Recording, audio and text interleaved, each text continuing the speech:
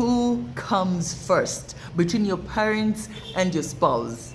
That is today's quiz. Let me know in the comment section. But in my opinion, first of all, I would like for everybody to know that this is not a competition and we need to stop treating it like one. Both your parents and your spouse play different important roles in your life. Your mother can never be your wife, no matter how hard you try. I mean, she can never bear your children, etc. And your wife can never be your mother. I mean, even though sometimes we try, right?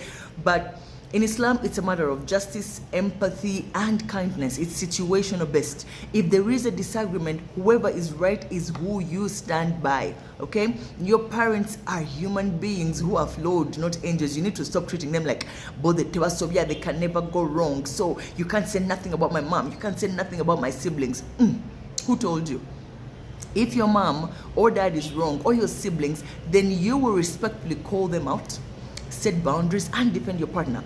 That is the right thing to do. If your partner is disrespectful towards your parents, you must do the same, okay? You're responsible for both your parents and your spouse. But in some situations, one needs to take precedence over the other, all right? Emotional intelligence or maturity helps man know which situations these are, but we'll get into that later. But let's look at what Christianity says.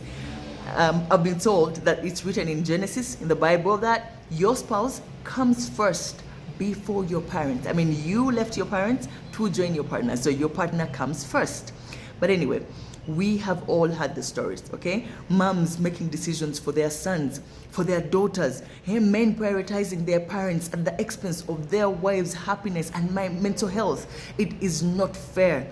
Daughters prioritizing their mom's opinions over their husbands. Mommy said this, mommy said that. You're on the phone 24/7 asking, mommy, what should we do? Mommy, it's your mom who makes decisions for the home. This is very wrong. Husbands abandoning their homes because mommy said so. I can't buy you a car before I buy mommy. I can't build you a house before I build my mom.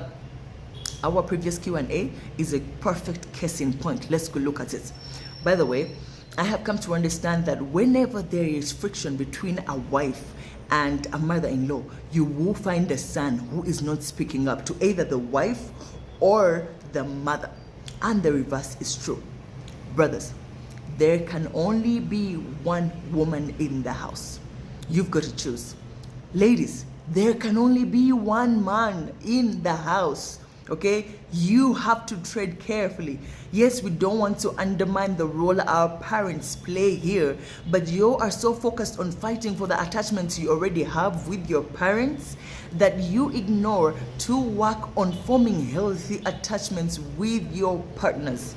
Your partner feels like a stranger in your house because you choose to defend your toxic mom, your toxic sister, brother, or dad. In your eyes, they can never go wrong. This is very bad for your marriage. I mean, how can your parents know every nitty-gritty that goes on in your house even before your spouse does? Look, as much as you love your siblings, your family, and everyone else, your uncles, your aunties, you need to remember that that day you left them, you chose to start a life with your partner. And with that reminder, I urge you to never let the family you come from ruin the family you are trying to create. Your new family equally has rights over you.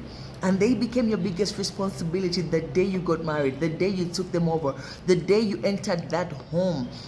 Many of us have forgotten that marriage is about more than just saying I do, or paying dowry, or making promises. No, it's about building a life with your partner, from buying a house to planning for retirement to having children, creating traditions, having a forever partner to share a life with, which can be truly wonderful, by the way. But it also requires you to readjust your priorities and your approach to certain relationships, okay? Failure to recognize this is always going to be the beginning of an end for many marriages here, by the way. Before I go though, allow me to speak to our parents. Please relinquish that toxic control over your children. You are his mom.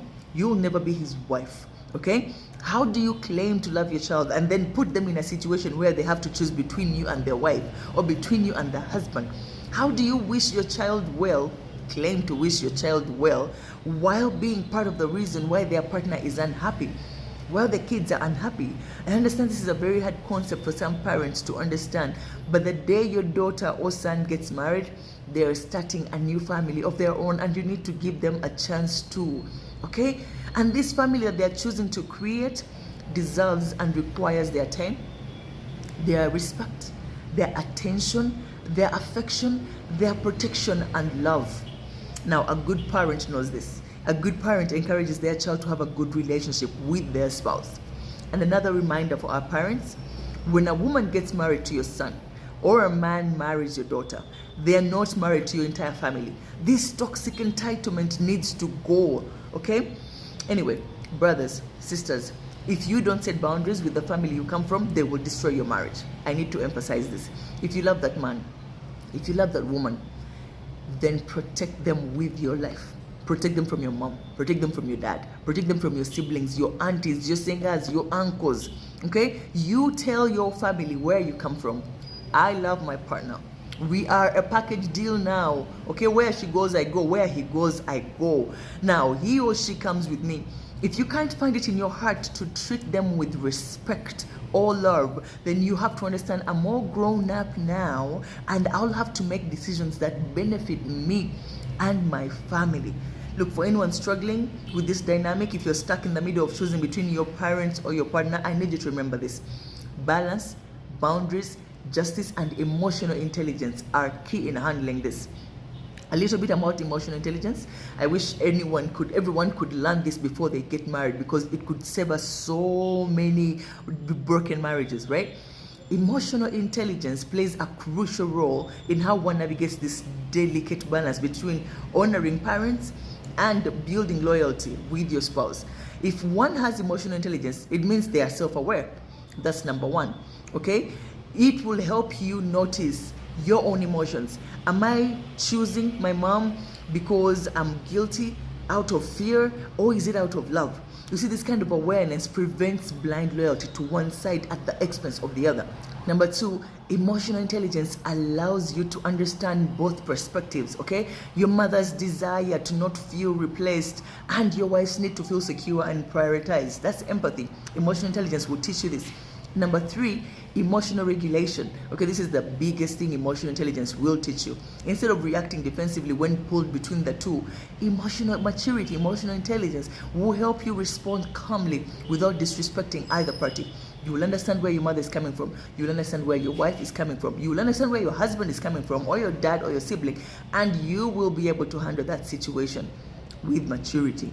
Number four, and last one, it will help you with relationship management. A man with a high emotional intelligence or maturity level knows that marriage becomes the primary family unit, right? Yet he also honors his parents with respect, okay? He learns to set boundaries kindly, ensuring that his wife or his partner feels like they have a partnership, right? Not a competitor. And also his parents feel valued and not abandoned. See, that balance is something we all need to learn. Emotional intelligence, once learned, it doesn't force a man to choose one over the other. No, it equips him to balance loyalty with wisdom, ensuring that his spouse feels prioritized in intimacy and partnership, while his parents are still honored with respect and care. So, good luck. I hope this video helps. Assalamu alaikum wa rahmatullahi wa barakatuh.